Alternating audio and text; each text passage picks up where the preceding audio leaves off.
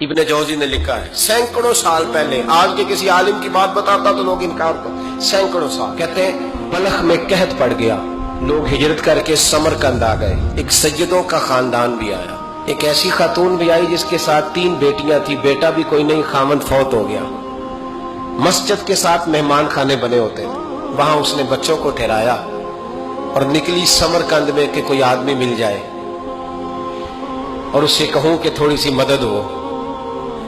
وہ چلتے چلتی ایک سیٹھ کے پاس، رئیس کے پاس پہنچی۔ جن لوگوں کے پاس دولت آتی ہے نا، وہ کئی دفعہ سخت جملے کہنے لگتے ہیں جو اللہ کو پسند نہیں آتے۔ وہ سیٹھ کے پاس گئی تو جا کے کہنے لگی میں غریب ہوں، پریشان ہوں، بلخ میں قحط ہے، سارا زمانہ جانتا ہے، تو میں اس لیے سمرقند آئی ہوں، بیٹیوں کا ساتھ ہے، نہ رہنے کو جگہ ہے، نہ کھانے کو روٹی ہے، نہ پہننے کو کپڑا ہے، مہربانی کر تھوڑی مدد کر۔ کہنے لگا ہو کون؟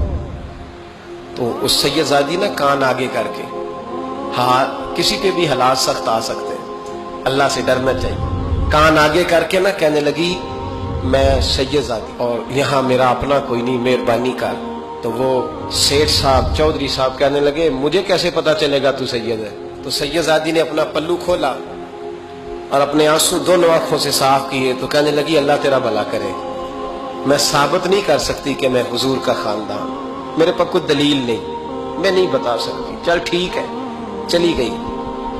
کسی نے بتایا کہ یہاں ایک یہودی بھی رہتا ہے، وہ بڑا سخی ہے، یا آتش پرست ہے، یا پارسی ہے کافر غیر، سخی بڑا ہے۔ اس کے پاس گئی، بیٹھی رہی، لوگ بیٹھے تھے، جب چلے گئے تو قریب گئی، کہنے لگی مجبور ہوں، پریشان ہوں، غریب نہیں ہوں۔ کہنے لگا بی بی تجھے کبھی دیکھا نہیں، سمرقند کی اتنی آبادی نہیں، میں سارے شہر، تو کون ہے؟ تو کہنے لگی تعارف نہ ہی پوچھے تو اچھا ہے۔ اس نے کہا چلو اگر پتہ چل جائے تو۔ کہنے لگی میں مسلمانوں کے نبی کی اولاد ہوں، مسلمانوں۔ اس نے کہا پیغمبر خدا کی اولاد؟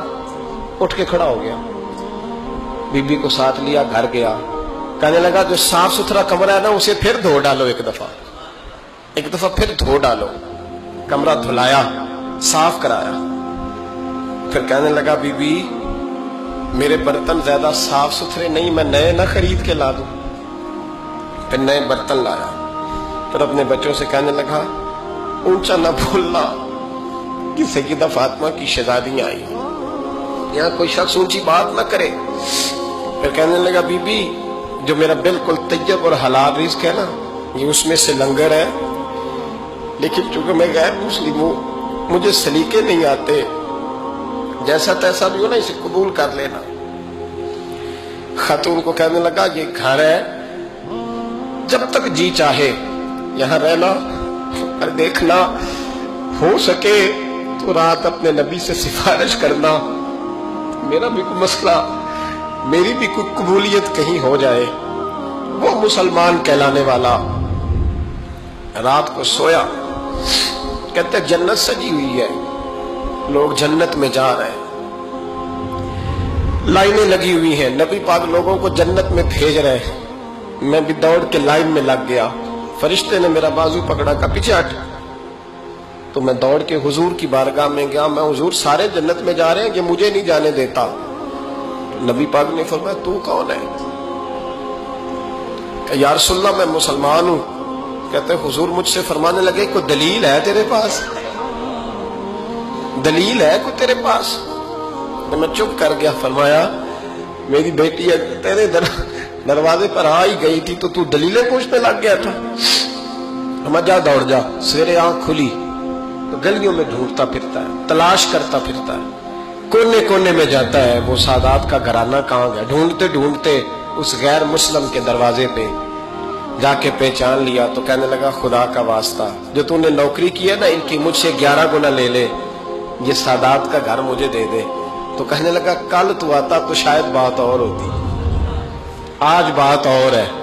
اس نے کہا مہربانی کر، کہا نہیں کل تو آتا تو معاملہ اور تھا، آج معاملہ آج اور ہے، رنگ بدل گیا ہے، حالات تبدیل ہو گئے ہیں، اب تو دیکھ ڈاک کے آیا، جا دوڑ جا۔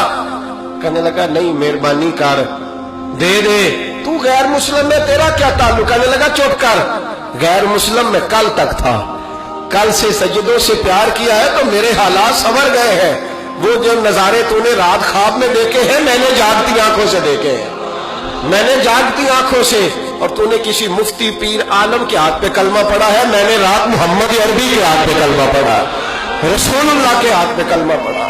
دین کی بات پھیلانا صدقہ جاریہ ہے۔ ثواب کی نیت سے ویڈیو کو شیئر ضرور کیجیے۔ جزاک اللہ۔